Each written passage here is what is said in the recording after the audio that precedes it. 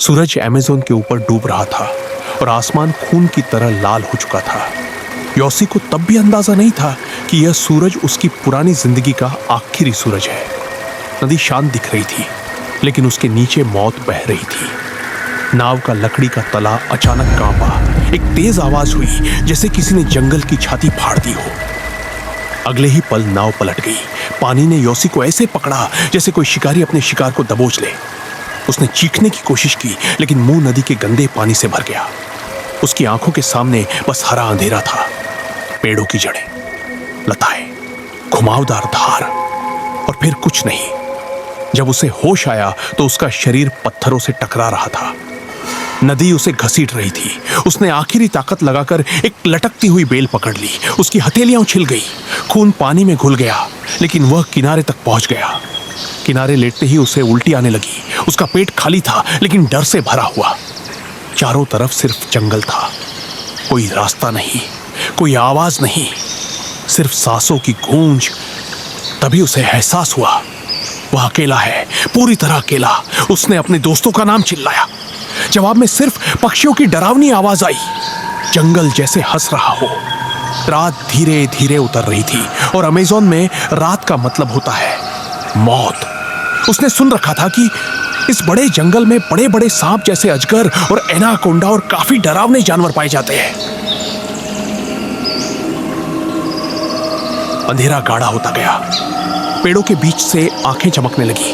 योसी ने अपने घुटनों को सीने से लगा लिया। उसका शरीर कांप रहा था। दिमाग बार बार एक ही बात दोहरा रहा था, तू मर जाएगा। पहली रात उसने आंखें बंद नहीं की। हर आवाज उसे किसी जानवर के कदम लगती।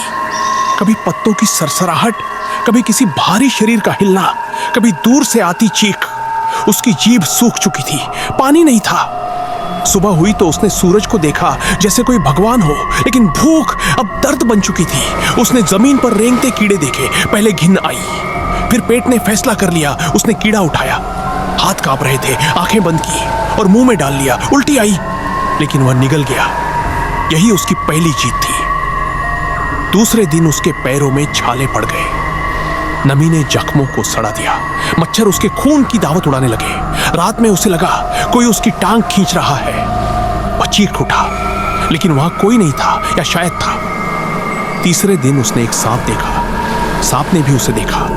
दोनों कुछ सेकंड एक दूसरे को देखते रहे, फिर सांप चला गया। योसी वहीं बैठकर रो पड़ा। उसने अपनी मां को याद किया, अपने घर को, अपने बिस्तर को, और पहली बार उसने मरने की कल्पना की। उसने नदी की तरफ देखा। तेज बहाव, एक छलांग, सब खत्म। लेकिन तभी उसे लगा जैसे जंगल फुसफुसाया हो। उसने लकड़ी का एक टुकड़ा उठाया, आग जलाने की कोशिश की। घंटों बाद एक छोटी सी चिंगारी जली। वह आग उसके लिए सूरज बन गई। उस रात वह आग के पास बैठा रहा। आग, डर, उम्मीद, तीनों साथ साथ। उसे नहीं पता था कि यह सिर्फ शुरुआत है। अमेज़न ने अभी उसे तोड़ना शुरू भी नहीं किया था। उसने कुछ लकड़ियां इकट्ठा की और आग जलाई, लेकिन कुछ ही देर में आग की लौ धीमी होने लगी थी, और उसके साथ ही योसी की हिम्मत भी। उसने अपनी हथेलियों को आग के पास किया। हाथ कांप रहे थे। भूख अब दर्द से आगे बढ़कर पागलपन बन चुकी थी। चौथे दिन उसकी आंखों के सामने धुंध छाने लगी। जंगल अब उसे सच और भ्रम के बीच का फर्क नहीं समझा रहा था। उसे लगा कोई उसका नाम ले रहा है। धीमी आवाज, जैसे कोई बहुत दूर से पुकार रहा हो। वह उठा और आवाज की तरफ चल पड़ा। कुछ देर बाद उसे एहसास हुआ कि वह खुद से बात कर रहा है। उसके होंठ सूख चुके थे, जीभ फटी हुई थी। उसने पत्तों से टपकती बूंदों को चाटा। वही उसका पानी था। उस दिन उसने एक मेंढक पकड़ा, जिंदा। हाथ कांपते रहे। उसने पत्थर से वार किया। मेंढक शांत हो गया। योसी की आंखों से आंसू बह निकले। उसने आग पर मेंढक को पकाया। गंध अजीब थी, लेकिन शरीर ने उसे खाना कहा। रात फिर आई। इस बार आवाजें और करीब थी। झाड़ियों में कुछ हिल रहा था। भारी सांसें। उसने आग में लकड़ी डाली। चिंगारियां उछली। आंखें चमक कर पीछे हट गई। शायद जैगुआर या शायद मौत। पांचवें दिन उसके पैर जवाब देने लगे। हर कदम पर दर्द चिल्लाता। एक जगह उसकी टांग फिसली। वह कीचड़ में गिर गया। जब उठा तो देखा उसकी त्वचा में कीड़े घुस चुके थे, छोटे सफेद कीड़े, जीवित। वह चीखा, नाखूनों से उन्हें निकालने लगा। खून बहा, लेकिन कीड़े निकलते गए। दर्द अब उसका दोस्त बन चुका था। छठे दिन बारिश आई, अमेज़न की बारिश, भारी, अंतहीन। उसने पत्तों से पानी जमा किया। बारिश ने आग बुझा दी। अब रात और भी डरावनी थी। ठंड उसके हड्डियों में उतर गई। उसने खुद से बातें करनी शुरू कर दी। बस एक दिन और, कोई आएगा। लेकिन कोई नहीं आया। 7वें दिन उसने नदी का सहारा लिया। नदी मतलब दिशा, दिशा मतलब उम्मीद। वह नदी के किनारे किनारे चलने लगा। अचानक उसका पैर फिसला, पानी में गिरा। तेज बहाव उसे फिर खींचने लगा। उसने पत्थर पकड़ा, सांस रुक गई। वह चिल्लाया, लेकिन आवाज पानी में मर गई। किसी तरह वो बाहर निकला। उस दिन उसने महसूस किया कि जंगल उसे वापस चाहता है। 8वें दिन उसे बुखार हो गया। आंखें जल रही थीं, शरीर कांप रहा था। उसने मां को देखा, वह मुस्कुरा रही थी। उसने हाथ बढ़ाया और गिर पड़ा।